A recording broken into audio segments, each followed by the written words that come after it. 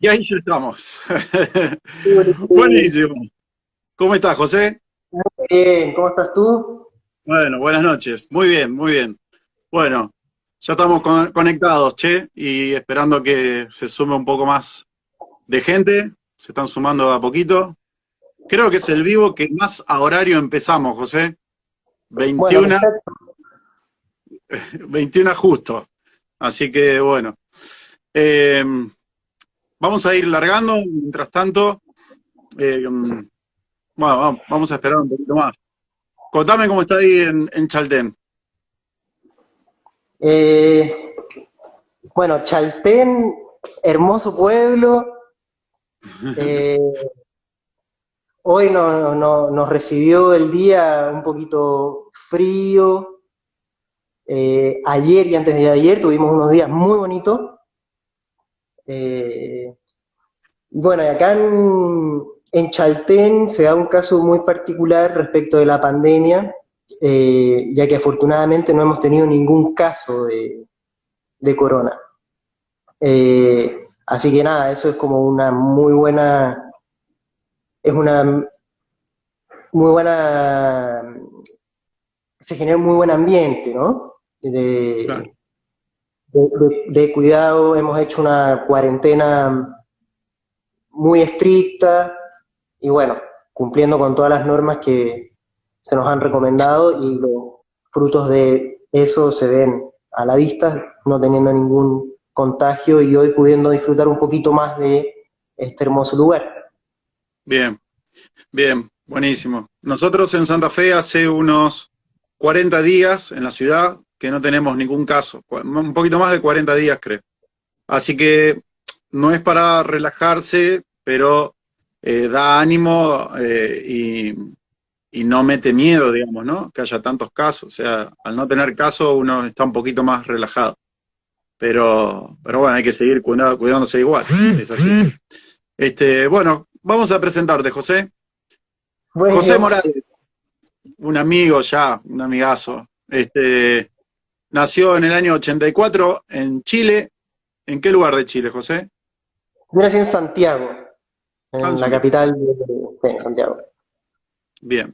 ¿Y estuviste ahí toda la infancia y estudiaste también en Santiago? Sí, yo estuve hasta los 18 años en Santiago, cumplí como todo el periodo secundario ahí y después me fui al sur de Chile.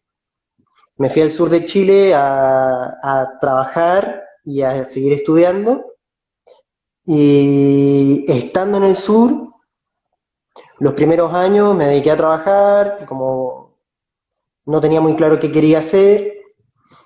Y yo venía de un régimen de entrenamiento muy fuerte y estricto, más o menos desde los 8 años, como gimnasta olímpico, entrenando en la Federación de Gimnasia Olímpica de Chile durante más o menos 10 años, o 9 años por ahí, entrené de forma regular.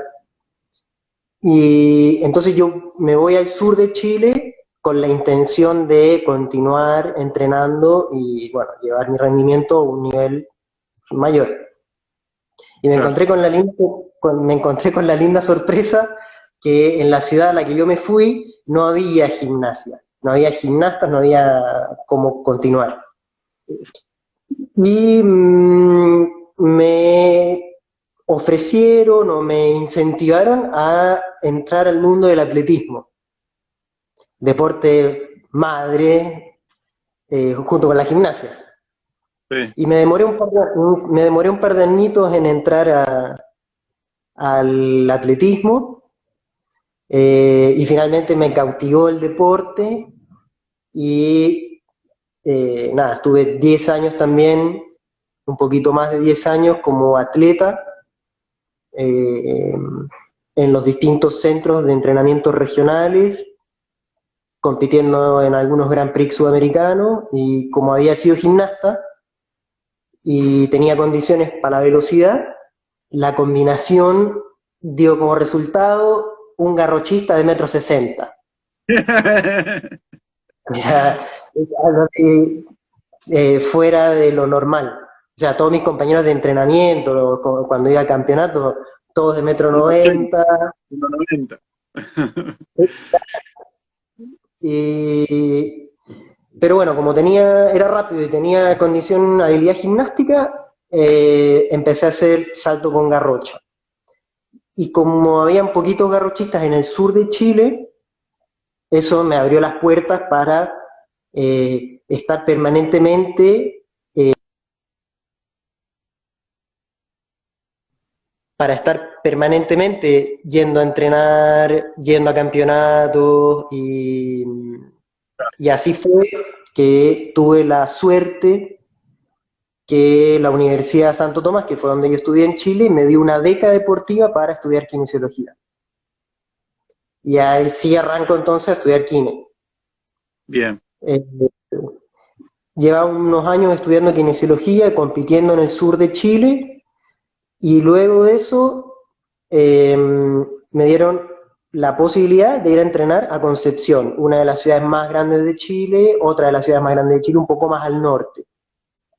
Estuve un tiempo ahí y después de eso me dieron la oportunidad de irme a competir, a entrenar a Santiago, y entonces finalmente termino mi carrera deportiva como atleta y termino la universidad en Santiago.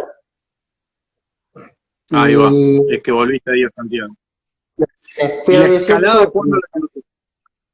y escalar, arranco a escalar cuando en la carrera de kinesiología el último año son internados clínicos. Y los internados clínicos, uno trabaja como kinesiólogo, siendo estudiante, trabaja como kinesiólogo cumpliendo los horarios y en rigor como si estuvieras ejerciendo. Y el centro de entrenamiento donde yo hacía atletismo quedaba en una punta de Santiago y los lugares, los hospitales donde tenía que ir a trabajar me quedaban en la otra punta de Santiago. Y además de eso, nosotros tenemos que hacer una tesis y un examen de grado, entonces tenía mucha carga horaria y, y no me daba ni el tiempo ni el pellejo para poder entrenar así de fuerte y trabajar fuerte y cumplir, digamos, en los dos lugares.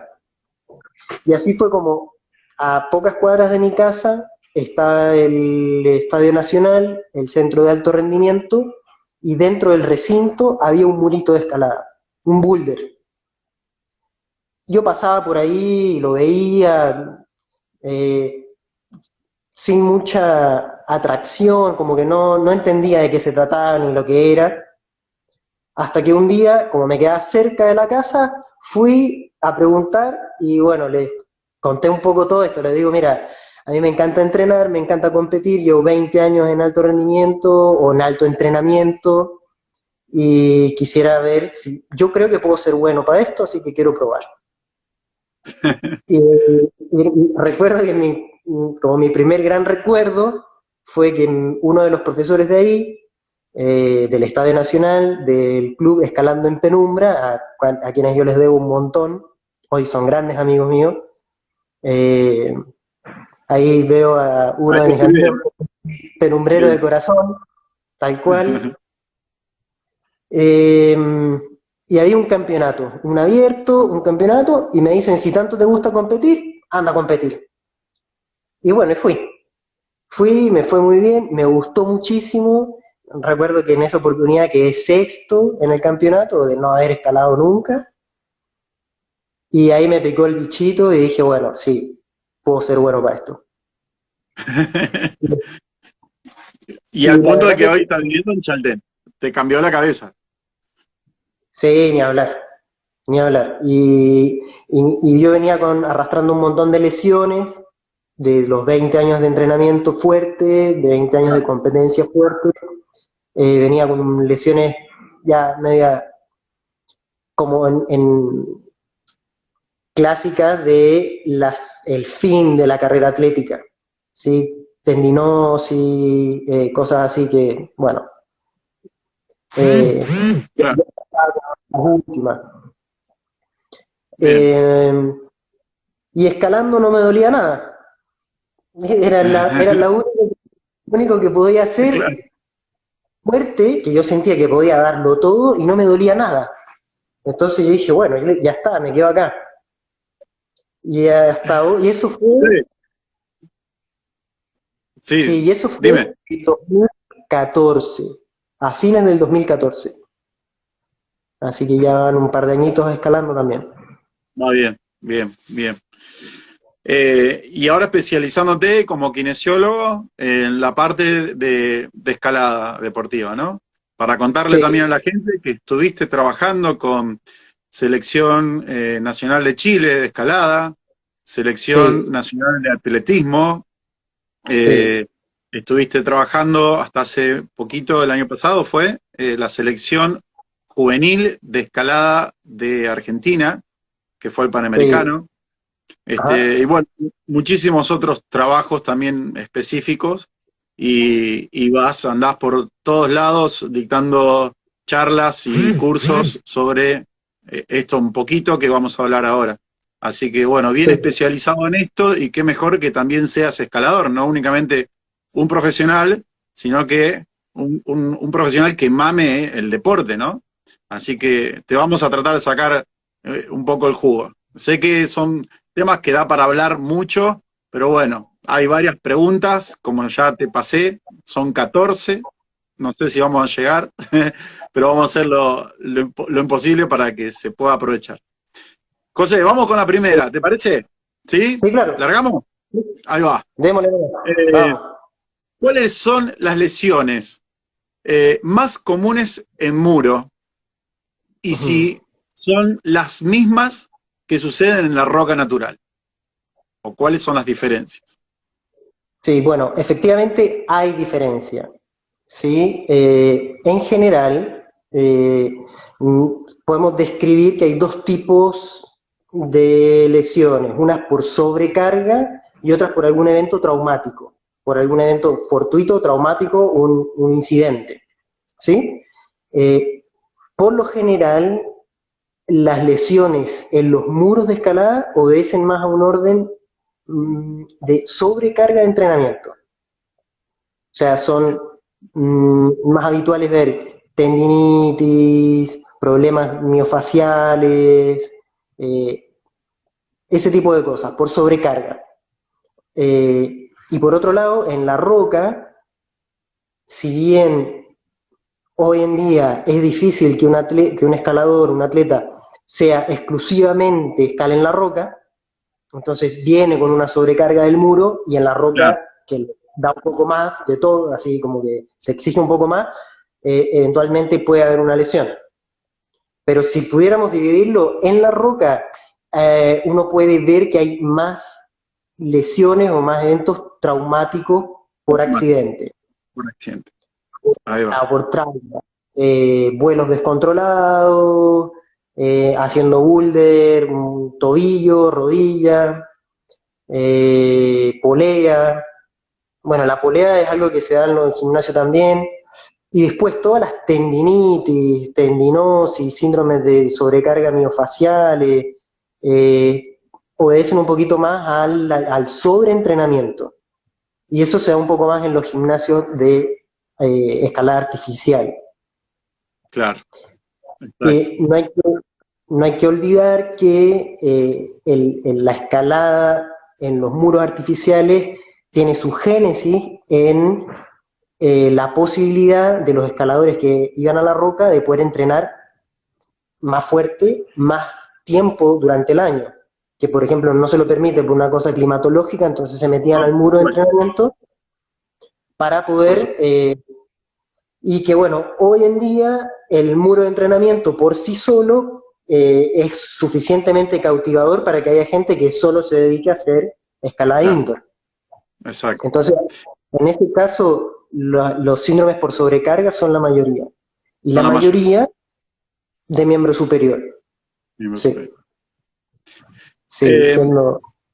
¿Sirve vendarse los dedos con cintas? Es decir, ¿se puede usar esa cinta para prevenir lesiones o se usan para no incrementar una lesión preexistente? ¿Sí? ¿Se entiende la diferencia? O sea, Sí, o no habría que usarla en ninguno de esos dos casos. No, hay estudios que avalan que el uso de un tape después de que hay una lesión inflamatoria en polea, paratendón o la vaina del tendón, reduce el estrés sobre esa polea en un porcentaje importante. Por lo tanto, si algún escalador sufre alguna lesión de polea, de paratendón, de la vaina del tendón, etcétera, Sí, usar tape podría evitar el aumento de esa lesión. Es decir, no la retrasa, no la devuelve, pero sí podría evitar que mecánicamente esa polea se vea sometida a estrés que siga inflamando la zona. Por lo tanto, si bien, ya se lesionó, vale el tape. vale. ¿Y si no está Sí. lesionado? Y si no está lesionado, lo mejor es la prevención. O sea, prevenir en el sentido de que hay ejercicios y uno podría diagramar un tipo de entrenamiento en el que yo pueda fortalecer poleas, tendones y las inserciones de ellas en el hueso para generar una adaptación al estrés mecánico. Entonces, si el Perfecto. deportista no tiene una lesión de tendones flexores, el ideal es que haya una planificación y una programación de ciertos ejercicios específicos que generen una adaptación a esa tensión, para que no sea necesario, para que el estrés que sufren esas estructuras de forma normal por estar escalando, eh, esa estructura anatómica soporte ese estrés sin ningún problema. Exacto. Eh, Porque Ese si no, sería el como que punto. la cinta pasa a hacer la función de los tendones, por ejemplo, ¿no? Y el tendón se termina debilitando por falta de uso, porque lo está usando la cinta, está haciendo Tal ese cual, esfuerzo. tal cual. Entonces, bien, Solo para precisar, es el esfuerzo que estaría haciendo la polea afirmando el tendón, no la exacto. fuerza del tendón. Sí, No la fuerza del tendón, exacto. sí. Pero Eh, efectivamente, la polea, la función que cumple es pegar el tendón al hueso para que mecánicamente, biomecánicamente, sea más eficiente. Entonces, si eso se inflama y duele y hay alguna micro ruptura de esa polea, ahí sí el tape puede suplir un poco o descargar un poco la tensión que está teniendo esa polea. exacto, perfecto. Quedó Pero bueno, clarísimo. lo que dices tú es efectivo. Lo mejor sería entrenar esa polea para que no se dañe nunca. Son los ejercicios de, justo hay una pregunta que hacemos referencia a los ejercicios de profilaxis. Bien, Sería básicamente eso, ¿no? sí, Otra pregunta. ¿Durante cuánto sí. tiempo entrar en calor antes de una sesión en la que sabemos que vamos a tener una sesión dura de regletas o una sesión larga en la que involucramos mucha fuerza? ¿Cuánto tiempo? Bien. Es una- Específicamente los manos, José, no el resto del cuerpo. Pongámosle que ya está la parte general de entrada en calor y faltaría lo específico de mano. Ok. La entrada en calor es fundamental. Primero, eso como primer concepto, fundamental no solo desde el punto de vista fisiológico de elevar la temperatura. Al elevar la temperatura, fisiológicamente, uno mejora un montón de eh, características de nuestros tejidos. La viscoelasticidad mejora, un montón de cosas desde el punto de vista fisiológico, pero también desde el punto de vista psicológico. Una buena entrada en calor te predispone para que la parte central del entrenamiento se ejecute de una mejor forma, con una mejor predisposición. Eh, una, una buena entrada en calor tiene que, para que sea una buena entrada en calor, el ideal es que tenga una consecución, una concatenación con el cuerpo del entrenamiento. Es decir, si el entrenamiento principal está orientado a la resistencia, a la fuerza-resistencia, o si está orientado hacia la fuerza, o si está orientado hacia la potencia, o hacia un trabajo técnico, el tipo de calentamiento y los ejercicios para elegir debiesen variar. O sea, yo podría usar distintos tipos de ejercicios en el calentamiento para generar una mejor predisposición de mi sistema para enfrentarme al trabajo principal. Porque no es lo mismo calentar para hacer un trabajo de resistencia que calentar para hacer un trabajo de potencia. O sea, yo podría hacer más eficiente mi calentamiento para que mi cuerpo esté más predispuesto a uno u otro esfuerzo. Bien. Eso desde el punto de vista del calentamiento general. Y desde el punto de vista del calentamiento específico de dedo, hay que pensar que las estructuras de la mano, tendones, polea, los músculos interóseos, los músculos intrínsecos de la mano, son estructuras no tan irrigadas, como un vientre muscular, por ejemplo, más bien chiquitas, pequeñas, o sea, los músculos de la mano, los interóseos, los flexores, todo, claro, son músculos chicos que se fatigan fácil.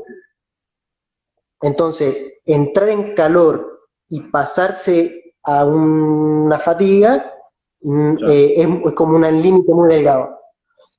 Y ahí no estar, por ejemplo, un concepto que se suele usar es hacer una buena entrada en calor y luego de eso tener una pequeña pausa después de la entrada en calor para restablecer algunos sustratos energéticos y qué sé yo, y después entonces puedo arrancar con...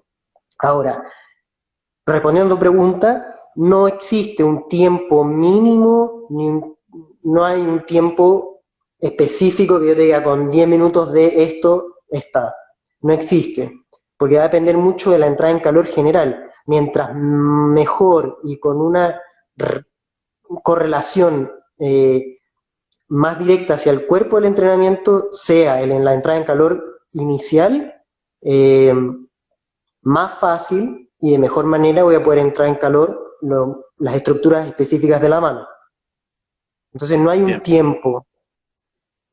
Yo con la gente con la que trabajo, para quienes trabajo, y tanto pacientes como atletas, el énfasis, uno de los énfasis más importantes de mi trabajo es entregar las herramientas para que los deportistas y los pacientes desarrollen la capacidad de percibir, sentir y discriminar pequeños cambios en su propio cuerpo.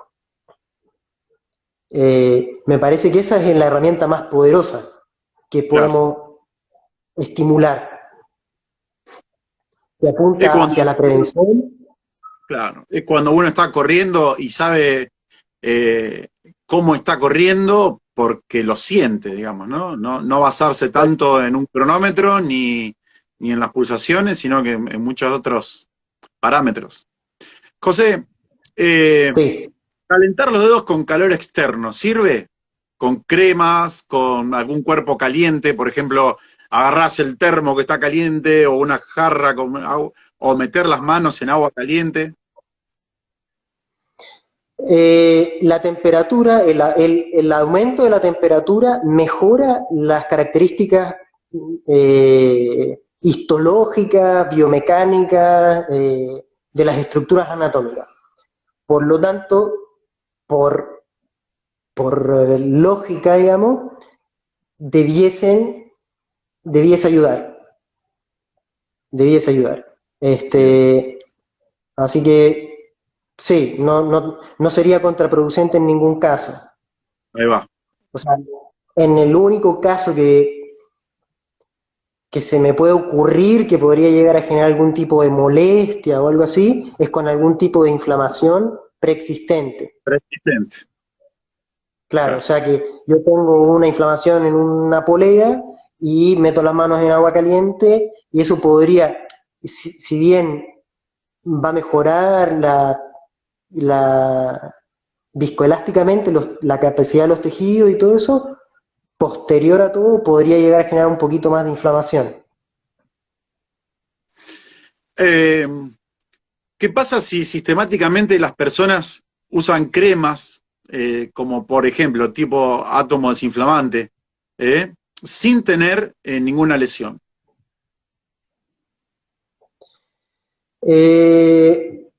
Yo no sé si es que hay algún estudio que avale el uso de forma sistemática de ese tipo de crema y que genere algún tipo de beneficio. Eh, Ahora, lo que yo sí sé y tengo clarísimo es que si yo, escalador, creo y siento profundamente, o sea, con una convicción, que si yo me pongo la crema en la punta de la nariz voy a sentir que escalo mejor, que me siento mejor, bienvenido sea. Bien. ¿Y el De- átomo desinflamante cuando hay una lesión? mm, eh, hay que distinguir el tipo de lesión y la profundidad en los planos tisulares de la lesión. La verdad es que el principio activo que tiene la crema no siempre es capaz de transfundir todas las Claro. membranas hasta llegar al torrente sanguíneo y poder viajar el principio activo y tener un efecto. Ahora, cuando yo me aplico la crema, generalmente froto y genero un estímulo mecánico. Y ese estímulo mecánico sí puede tener un efecto en la analgesia en una zona particular. Bien, buenísimo. Eh, otra pregunta. ¿Estiramientos antes, durante o después de una sesión? Eh, Muy buena pregunta. Y también, haciendo como un símil con el calentamiento, hay distintos tipos de elongación.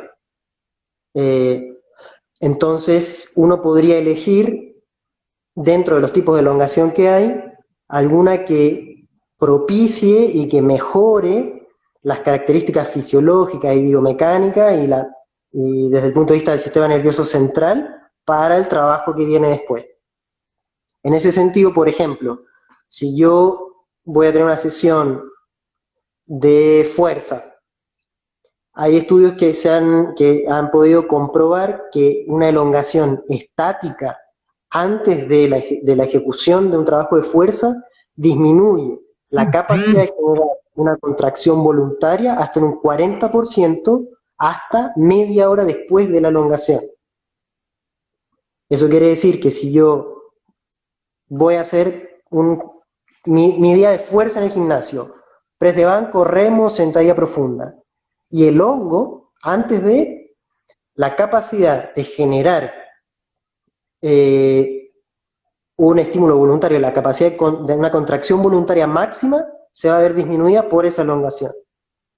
Y por lo contrario, si yo hago un tipo de estiramiento balístico o dinámico, eso genera un estímulo en el tendón de estiramiento que predispone al músculo a generar contracción, pudiendo mejorar la capacidad voluntaria de contracción. Entonces yo puedo elegir qué tipo de elongación hacer dependiendo del cuerpo del entrenamiento que me toque. Claro. Ahora, independiente del tipo de elongación que yo elija para optimizar mi entrenamiento y mis recursos, la recomendación es siempre tal vez no elongar con la idea de poner laxo el músculo, aflojar y bajar como bajar el estímulo del sistema nervioso central, pero sí generar algún tipo de estimulación miofacial. Por ejemplo, yo podría pasarme el foam roll, el roll, ¿sí? Ujú. Un rolo, pasar el rol y después de eso ir a hacer una actividad de fuerza, que eso genera que la fascia muscular, el tejido miofacial, esté un poquito más relajado, que esté un poquito eh, menos contracturado, entonces el músculo entre esa fascia se puede mover mejor y fisiológicamente funciona todo mejor sin haber elongado. Y posterior a la sesión de entrenamiento, ahí puedo hacer una elongación estática. Ahora, Bien. elongación y flexibilidad son conceptos distintos, diferentes, y los dos son necesarios. En ese sentido, o sea, bajo esa lógica, elongar al finalizar las sesiones de entrenamiento diarias, estaría súper recomendado. Y hacer una sesión de flexibilidad profunda y, por ejemplo, asistida una vez por semana, también sería ideal. Que Bien, busca algo un poquito diferente, bien. apunta hacia otro. Claro, a ampliar la amplitud, valga la redundancia articular, pero eso Ajá, también es por ahí contraproducente hacerlo después de una sesión de entrenamiento porque el músculo no tiene energía, ¿no? Se puede lesionar. tal cual. Eh, Aparte, sí, por ejemplo, de vuelta, si el tipo de trabajo del cuerpo del entrenamiento ha sido más hacia la fuerza, hacia la potencia, se generan microrupturas, ¿viste? En la fascia, microrupturas fibrilares del músculo, y eso genera una respuesta protectora del músculo hacia el acortamiento del vientre muscular. Entonces, si ese músculo está acortado y yo lo trato de elongar, es como que es poco eficiente, porque por un lado yo desde afuera trato de elongarlo y mi sistema nervioso central por dentro lo está protegiendo porque hubo un estímulo que lo rompió. Entonces, esa sesión de flexibilidad, habitualmente yo la recomiendo hacer una vez por semana y que sea ese el entrenamiento central del día. O sea, me paso el rol por todas partes, hago una liberación miofacial y después de eso hago 1 hora y media de flexibilidad. Y se terminó el entrenamiento. claro, que sea exclusivo para él. José, otra pregunta. Ante una lesión, esta es la pregunta que te deben hacer todo el mundo. Sí, ¿Solo frío? ¿Solo calor? ¿Las dos cosas? ¿Qué hacemos? Porque la gente siempre pregunta. sí. Ahí todas son herramientas terapéuticas, todas igual de válidas y todas igual de importantes a la hora de hacer en un proceso de rehabilitación.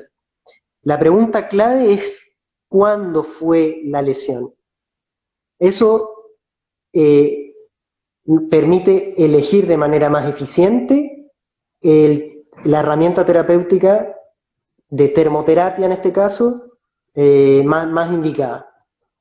Entonces, en general, en los estadios iniciales de una lesión, que es un proceso agudo, vamos a preferir el frío, Bien, eh, sin duda y sin generar un espacio a temor, ni mucho menos. O sea, una lesión aguda, las primeras 72 horas, frío, bien, no hay frío. buenísimo.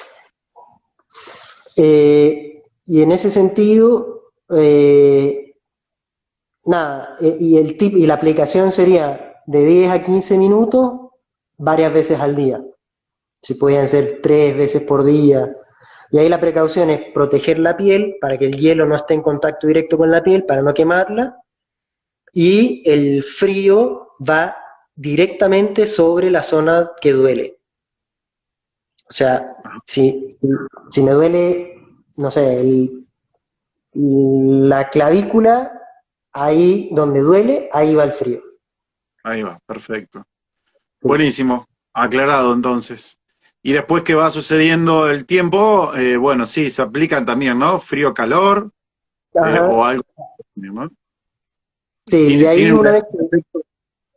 Diga, diga. claro, una vez que el proceso de reparación de esa lesión va evolucionando, van interviniendo otras variables y ahí Mm, puede ser hacer baños de contraste, frío-calor, o solo calor. Igual el frío es un elemento que puede estar en todo el proceso. Es decir, yo tengo una lesión vieja que le aplico calor para mejorar las características viscoelásticas del tejido para hacer terapia. Yo después de hacer eso aplico frío. Ese bien, calor mejora y prepara la zona. Yo hago la terapia, pero eso genera un poquito de inflamación. Sería como una reagudización. Entonces aplico frío. El frío puede claro. estar presente permanentemente. De igual De manera, hecho, José, de igual manera, José, esto no es para que se curen solo a esta altura. después de haber pasado lo agudo, tienen que ir a un médico sí o sí, y ahí van a seguir encaminados, ¿no? Sí, No es para darle una solución a nadie. Es solo para no, por saberlo, supuesto. está bueno saberlo, ¿no? Pero bueno, Sí, quedó clarito que lo primero es frío. frío, sí. Y obviamente manejarse dentro de una zona segura para esa estructura anatómica de no dolor. Es muy, muy habitual, a mí me toca verlo muy seguido, que un dolor en el hombro por sobrecarga, se inflamó algo, no sé, tendón supraespinoso, está inflamado. Ponemos frío eh, y se quita un poco el dolor y se hace como, se hacen reagudizaciones y después hay procesos, hay cronicidad en la lesión, procesos degenerativos de los tejidos, eh, y bueno, siempre si yo me manejo fuera de esa zona de dolor o por debajo de un estímulo que genere dolor, tengo la seguridad que esa estructura anatómica no se está dañando más. Entonces, lo manejo con frío para desinflamar, modular la inflamación y muevo lo que está doliendo, lo muevo porque el movimiento es salud fuera de una zona de dolor. Buenísimo. Es muy, José, vamos a un par de situaciones que sí, suceden en los muros. Calculo que no seremos los únicos. Llega un alumno, un escalador al muro, viene en bici, ¿no? Y el profe le dice, bueno, dale, llegaste, deja la mochila, entra en calor. No, ya estoy. ¿Cómo? Sí, vine en bici, 5 minutos desde mi casa. ¿Qué pasa? claro. Y bueno, lo primero, que era lo que conversábamos, que el, cuando yo entro en calor, cuando llego al muro, entro en calor, me saco las cosas y hago movilidad articular y todo, hay como un reseteo de todo lo que yo hice de ese momento hacia atrás. Entonces, la entrada en calor no solo hay que verlo desde el punto de vista fisiológico, anatómico, sino que desde el punto de vista psicológico y de la predisposición a un buen entrenamiento. Yo le diría, con la mayor pedagogía que me salga, que si quiere hacer eficiente ese entrenamiento, es fundamental e indispensable pasar por el proceso de calentamiento. O sea, ¿quiere rendir? Caliente. No hay Buenísimo, vuelta. No, no hay vuelta. no te quiere lesionar, caliente. No hay Bien, vuelta. buenísimo. Eh, Otra situación. Llega el sí, escalador, llega el escalador con la mochila y ve que sus amigos están agarrados de un video, renegando y se caen todos ahí, y es tentador, ¿o no? sí. Apenas llegás con todas las pilas y tus amigos te dicen, vení, probá lo que está para vos, lo vas a sacar. Y el muchacho este deja la mochila y se cuelga a hacer ese pasaje, que están renegando hace una hora con gente que es de buen nivel, que entró en calor, hizo todas las cosas bien y no le sale. ¿Qué le puede suceder a esa persona en ese momento? Y bueno, evidentemente el riesgo de lesión es sumamente alto y yo le diría a ese sujeto también, a ese escalador, le diría que eh, 5 minutos, 5 minutos de hacer algo así fuerte y lesionarse 3 meses no es un buen negocio. O sea, si voy y en 5 minutos me meto en algo duro y se rompe una polea y estoy 4, 6 meses fuera de no poder agarrar nada, ni siquiera un romo, no es un buen negocio. Entonces, Bueno, ese boulder que está ahí armado, que está puesto ahí y que sus amigos están haciendo, va a seguir estando ahí. Y, es buena respuesta, es, buena, es muy buena.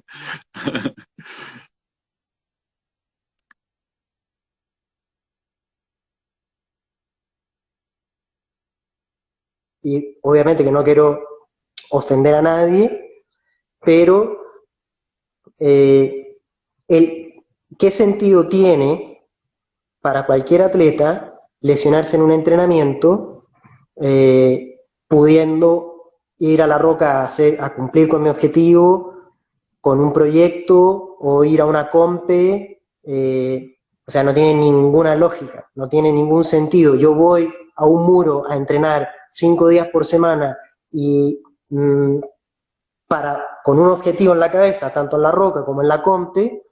No tiene ninguna lógica echar por la borda todo ese trabajo por el ego de querer ir y sacar un paso duro que, o sea, Tal cual. sí. Buenísimo. Espero que lo entienda la gente. Eh, y uno mismo, ¿no? Porque por ahí también está ahí con los alumnos y bueno, y quiere Sí, ni hacer hablar. algo. Llama mucho, es muy tentador, ¿no? Otra cosita, José, otra pregunta. El Sí. escalador, si siente un tirón, ¿sí? Le duele. Después de unos minutos, ese dolor bajó un poco, lo sigue sintiendo, pero no lo imposibilita. ¿Puede seguir escalando? Sí, o sea, puedes seguir entrenando y ahí va a depender de la expertise del entrenador y de la experiencia que tenga el mismo atleta en cómo redirigir esa sesión de entrenamiento. Claro. Si está escalando, le dolió y tuvo la capacidad de poder bajarse de ahí y decir, me dolió, me bajo, que eso ya es como un punto ganado. Puede seguir entrenando, puede seguir haciendo un montón de cosas en esa misma sesión de entrenamiento. Inclusive puede cumplir con el objetivo de esa sesión de entrenamiento, así sea hacia la resistencia, fuerza o potencia. Lo importante y lo fundamental en ese caso sería hielo inmediatamente, en la zona que dolió, hielo inmediatamente, y evitar de forma consciente, y ahí uno tiene que apelar al criterio del atleta, evitar cualquier movimiento y cualquier ejecución que genere dolor.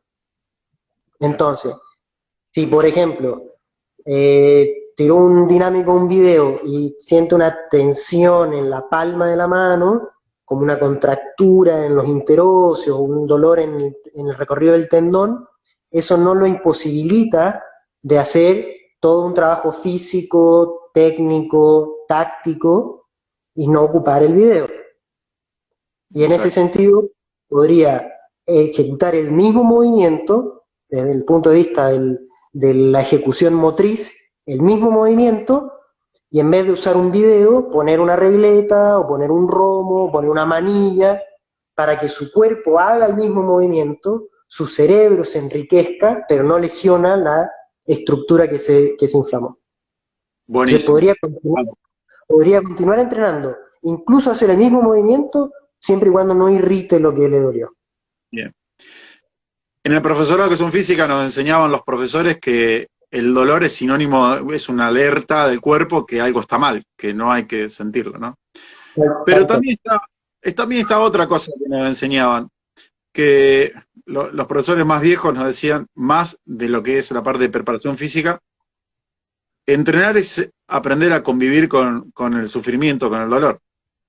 Y vos también lo sabés a eso, ¿no? O sea, es, es difícil, digamos, encontrar un equilibrio, ¿no? Entre dolorcito, entre incomodidad, sufrimiento, no tanto del dolor, sino sufrimiento del cuerpo en general, del cansancio puede ser, y no pasarse de largo, no pasarse para el otro lado que se provoque una lesión.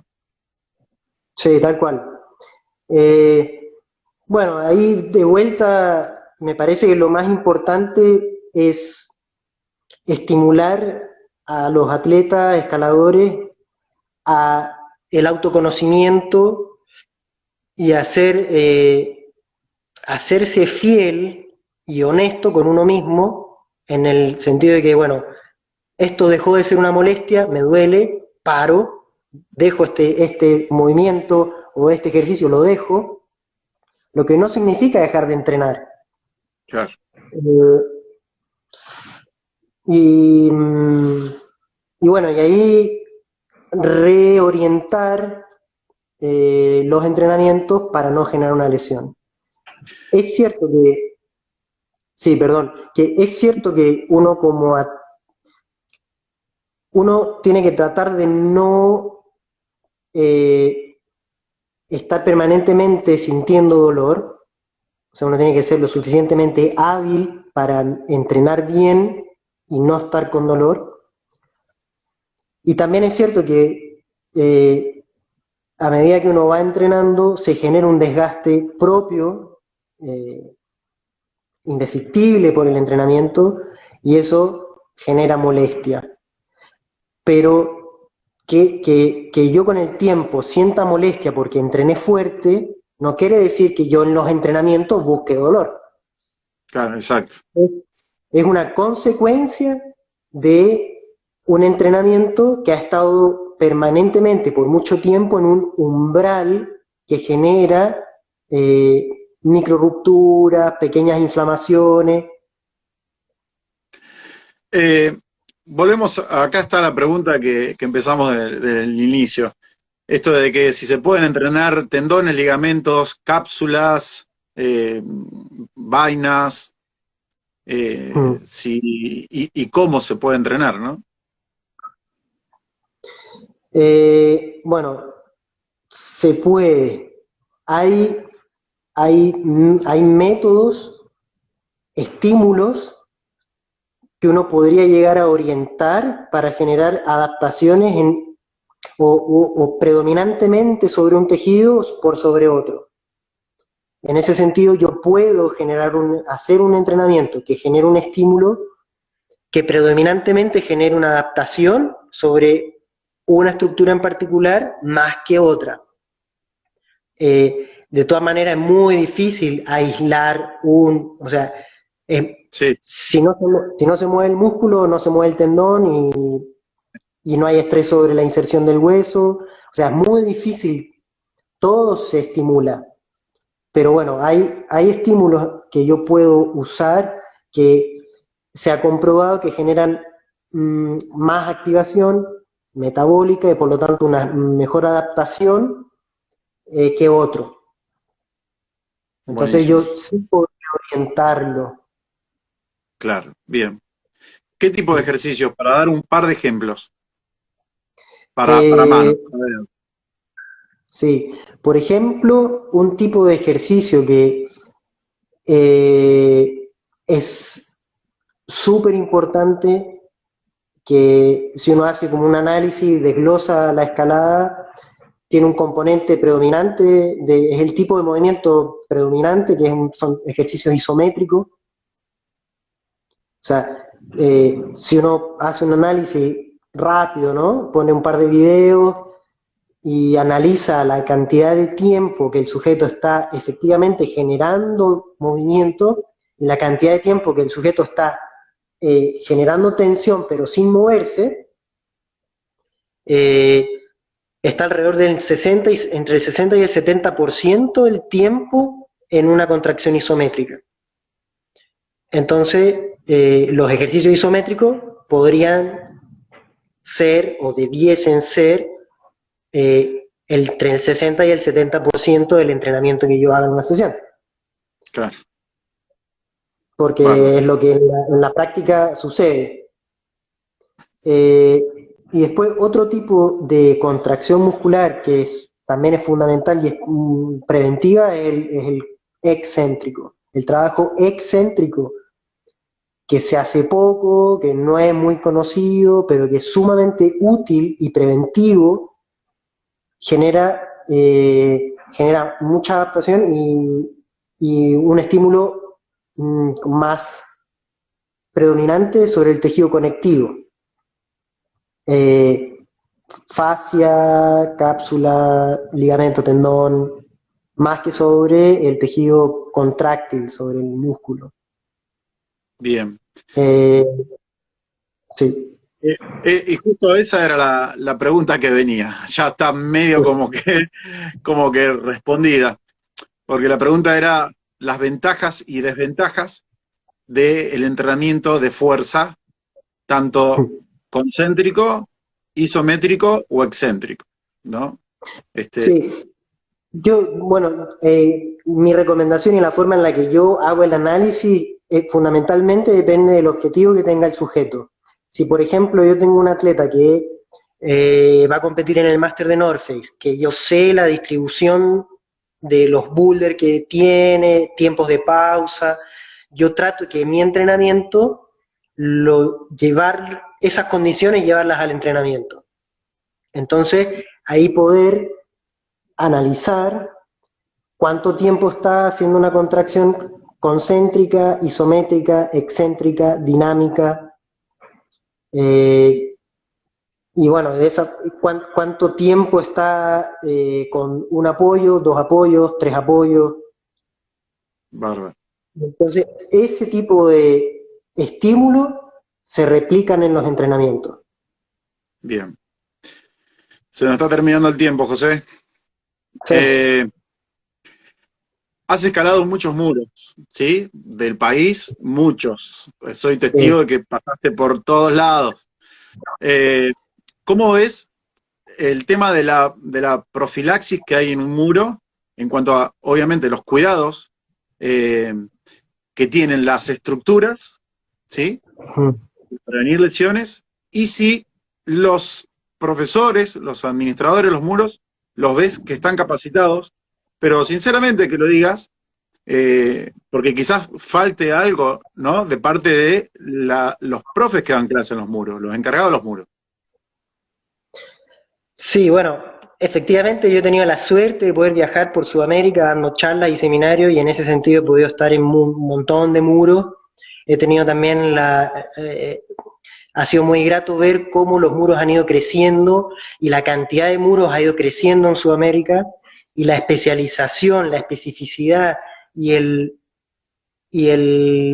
rendimiento ha tenido un incremento notable. Así también yo he podido ver que los mismos escaladores están muy ávidos de conocimiento. Es muy común ver que un escalador sabe de tendones, de polea, de inserciones, del dorsal, trabajo concéntrico, trabajo excéntrico, flexibilidad, que son conceptos de la media para arriba, o sea, no todo el mundo maneja ese tipo de conceptos. Y el escalador es un sujeto que tiene un montón de características y una de esas características es la inquietud de buscar rendimiento. Y en ese sentido, a mí me parece que la posibilidad de encontrar del acceso a la información genera una base de conocimiento y donde yo encuentro que la falencia más grande es en el ordenar ese conocimiento. Claro. Hay mucho, todos saben un poco. Falta algo más sencillo, claro y directo. Porque si uno se quiere ir por las ramas, puede. Y puede encontrar un montón de información en distintos medios. Entonces, hay un tipo de conocimiento que es basado en la evidencia y en la experiencia, que nada, es si pasa esto, usted haga A, B, C, ya está. Que ese A, B, C, el tipo lo sabe, solo que no sabe cuánto, cómo. Entonces ahí está, es como que está la base y es un caldo medio muy rico de de verdura, de todo, un caldo gigante, pero falta ordenarlo. Bien. José, buenísimo, se nos está terminando, se nos va a cortar en cualquier momento. Te estoy Sí. muy agradecido por tu tiempo, por tus conocimientos, poder compartirlo. La verdad que es un gusto, es un placer. He aprendido un montón, seguramente que la gente también. Y bueno, agradecerte que sigas escalando, que sigas en lo tuyo, que tanto bien le hace a la escalada, ¿no? Y que un amigazo chileno esté trabajando para la escalada argentina, habla muy bien de la persona, ¿no? Así que, José, como siempre, muchísimas gracias por este tiempo tuyo. No, bueno, al contrario, yo estoy agradecido de tener un espacio en donde poder expresar lo que yo he podido ir aprendiendo, que ha sido en base a la experiencia. Son veintitantos años, 24 años de entrenar muy, muy duro todos los días, pasar por 1.000 millones de lesiones y de verdad que coincide y se hermana con la kinesiología, que me apasiona también, entonces es una muy buena combinación. Y nada, yo me siento afortunado de poder entregarlo. Me encantaría poder tener más espacios para seguir entregando esto, porque creo que todos estamos como en el tercer peldaño de la escalera. Y a mí me parece que si uno ordenase un poquito mejor las cosas, habría un salto cuantitativo en la calidad de los entrenamientos y, por supuesto, en el rendimiento. Buenísimo. Así que nada, yo también muy, muy contento de que atletas profesionales que he podido atender en esta temporada acá en Chaltén, no sé, Nico Fabrese, John Villanueva, John Griffin, o sea, escaladores de nivel mundial, eh, hayan confiado en mí para yo poder trabajar sobre su herramienta y hacer kinesioterapia invasiva, que bueno, es nada, punción seca, cosas que los tipos están poniendo el Ferrari en el Sí. mecánico y me tocó ser el mecánico. Y han confiado en mí y bueno, yo no tengo más palabras que agradecer también a la gente que me acompaña, eh, a mi novia que me hace el aguante en toda esta locura, que sin ella también sería todo muy cuesta arriba. Así que, y a cada uno de mis pacientes, que terminan siendo mis amigos, un fuerte abrazo y que sepan que me tienen acá, que estoy disponible. Ya vamos a ir a Chaltén y vamos a compartir. Espero que no usar tus servicios profesionales. Vamos a ir a escalar, pero no, sin lesionarme. José, Buenísimo. muchísimas gracias. La verdad que un gusto, un placer y un privilegio tenerte. Abrazo grande, José. Que sigas. Saludos a todos, que estén muy bien. Saludos. Gracias. Chao, chao. Ajá.